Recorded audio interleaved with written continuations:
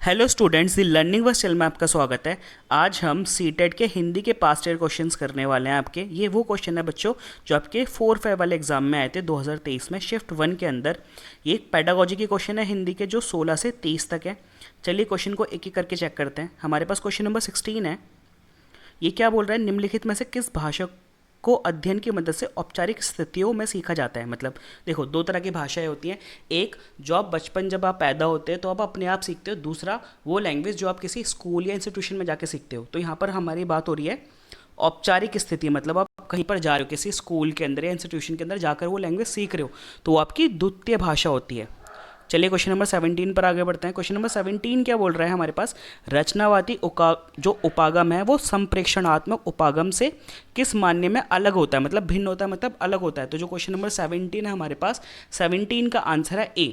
ये जो रचनावादी उपागम है ना, ये अर्थ पर बल देता है और अपेक्षा करता है कि नियम प्रक्रिया के दौरान ही क्या करा है, इसको सीखा जाए। क्वेश्चन नंबर 18 है हमारे पास। क्वेश्चन नंबर 18 है, किसके अंतर्गत लोगों को सुझाव देने के बजाय सीधा सीधा कह दिया जाता है कि उन्हें क्या करना चाहिए। अब देखो यहाँ पे तो आपको सीधा सीधा बोल रहा है कि आपको क्या करना चाहिए, मतलब एक तरीके से आपको क्या कर रही है, आदेश दे रहा है। तो इसका इसलिए आंसर भी क्या होगा, आदेशात्मक उपागम होगा।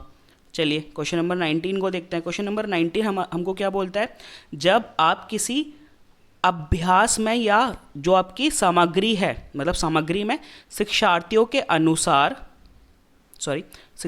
अनुसार आवश्यक परिवर्तन करते हैं, तो इसे क्या कहते हैं। मतलब आप क्या कर रहे हो, जो आपके पास जो चीज़ें हैं उसमें आप चेंजेस लेके आ रहे हो, किसके अकॉर्डिंग, आपके स्टूडेंट्स के अकॉर्डिंग। तो वो आपका क्या, वो चीज़ क्या कहलाई जाती है। तो 19 का आंसर है बी, अनुकूलन बोला जाता है उसको।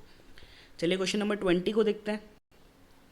अब हमारे पास है यहाँ पे योग्य आत्मक आंकलन क्या होता है। तो जो 20 है उसका उत्तर है आपके पास डी, योग्य आत्मक आंकलन क्या होता है, शिक्षार्थियों के अधिगम और निष्पादन के बारे में निर्णय लेने के प्रयुक्त किया जाता है। मतलब यहाँ पर ये बोल रहा है योग्य आत्मक आंकलन शिक्षार्थियों के अधिगम और निष्पादन के बारे में निर्णय लेने के लिए प्रयुक्त किया जाता है। इसी को हम क्या बोलते हैं, योग्यात्मक आंकलन कहते हैं।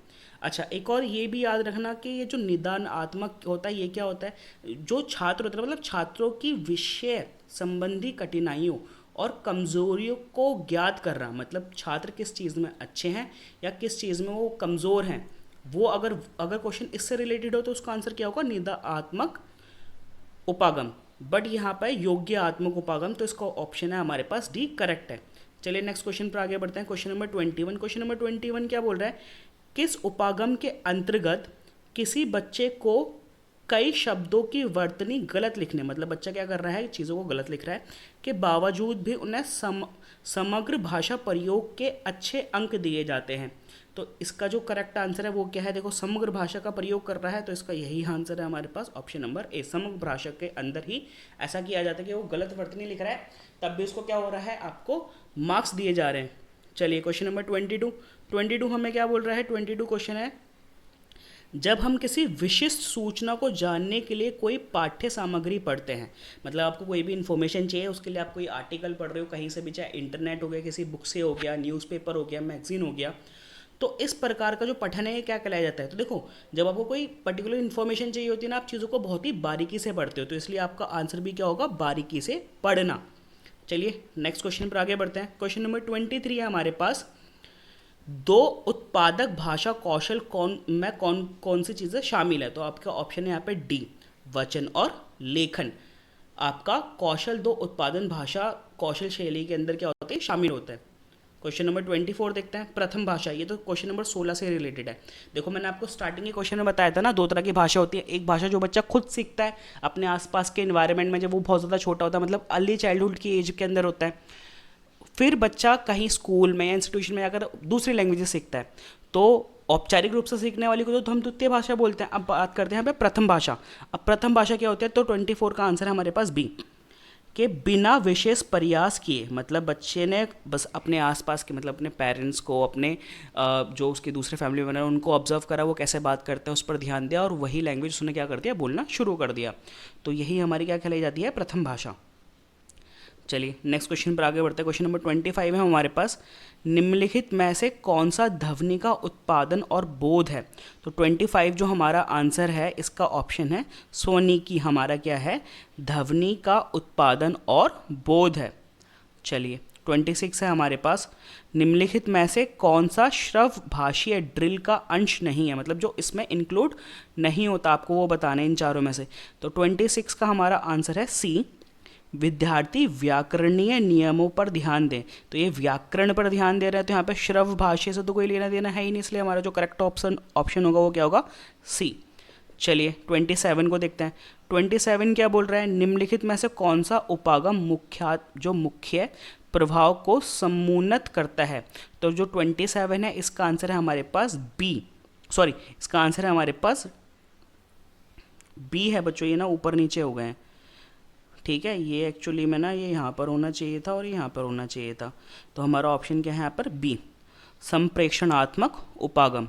ठीक है, चलिए 28 को देखते हैं हम। 28 क्वेश्चन हमारे पास क्या है, निम्नलिखित में से कौन सी गतिविधि अर्थ आधारित गतिविधि के अंतर्गत नहीं आती है।